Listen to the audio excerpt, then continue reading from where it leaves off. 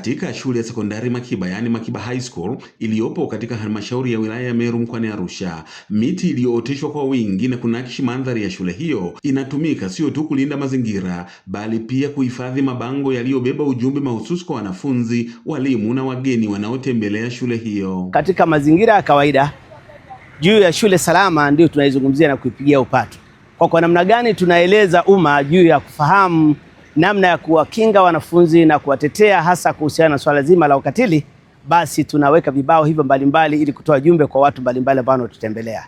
Kwa lengo kuu ni kutoa ujumbe kwa watu mbalimbali, lakini pia awareness kwa wanafunzi kwa ujumla kwamba swala zima la ukatili halikubaliki, hata serikali inalipiga vita. Shule salama ni mpango ambapo mwanafunzi anatakiwa aweze kula chakula akiwa shuleni, lakini pia aweze kuwa usalama wake wa shuleni kwa kuangalia adhabu, mahusiano ya kimapenzi na nini. Vyote hivyo viashiria ambavyo vinaweza kumwathiri taaluma yake, basi vinaweza akaiviepuka ili viweze kumsaidia kuwa binadamu aliyekamilika. Je, kusoma ujumbe huu mara kwa mara katika mazingira yanayomzunguka mwanafunzi, mwalimu na hata mgeni kunaweza kumjenga, kubadili fikra na mtazamo wake? Jumbe hizi zinamjenga mtoto kwa sababu yani atakapokuwa anazunguka kwenye hili eneo anakutana na jumbe za aina nyingi, mojawapo ikiwa kama hii unayoiona hapo juu. Ziko jumbe nyingi zinazomfanya huyu mtoto agundue kwamba kweli ninatakiwa kufuata taratibu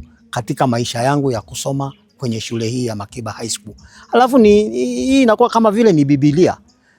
Yani inakuwa na mfano hai.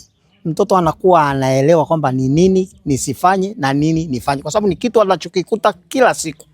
Na ni sifu tu kwamba uongozi wa shule uliona ni lazima tuwafanye hawa watoto wawe watoto wenye nidhamu na haiba ya maisha katika maisha yao. Katika hulka za kibinadamu, kanuni ya uzoeshi huwa ina play role. Kwa mfano, kuzoea kuamka saa 11 asubuhi, mara nyingi hata kama huna usingizi na huna activity ya kuamsha, ikifika saa 11 umeamka. Kwa swala zima la kumkumbusha kila inapowezekana linampa nafasi ya kufahamu kwamba kumbe swala hili ni baya na nifanyeje, kwa sababu tunawapa hata mbinu za namna gani ya kutoa taarifa ili kuzuia ukatili. Lakini pia wanapopita mara kwa mara kwenye eneo letu la shule, basi wanaweza kujua ujumbe, lakini kipindi ambapo narudi nyumbani kwa kipindi cha likizo au kipindi ambapo wametoka masomoni kwa shule yetu yenye kidato cha kwanza mpaka cha 6, wanaweza kupata ujumbe, wakapeleka ujumbe nyumbani kwa wadau, kwa watu mbalimbali, lakini pia kwa wanafunzi wenyewe kwa wenyewe. Kwa hiyo inatusaidia sana wanafunzi na wasaidia sana katika kupata uelewa mpana wa ujumbe mbalimbali na kuweza kujizuia na changamoto ambazo zitakuwa zinaweza kupatikana au kuweza kujitokeza. Hata hivyo, idadi kubwa ya mabango yamebeba ujumbe unaomlenga mtoto wa kike au msichana. Ni kwa nini? Katika ukatili, watoto wa kike wamekuwa ni wahanga wakubwa kulinganisha na upande wa jinsi ya me. Though kwamba nao kwa namna fulani ipo, lakini zaidi ni watoto wa kike. Kwa hiyo tumeona tuweke nguvu zaidi kuisupport serikali katika eneo hilo, lakini mwisho wa siku ili wajue hata kusimama kwa namna hiyo. Kuna dhana ya udhaifu kwamba mtoto wa kike hawezi kujitetea, hawezi kufanya nini, lakini tunaambia hapana, mnaweza.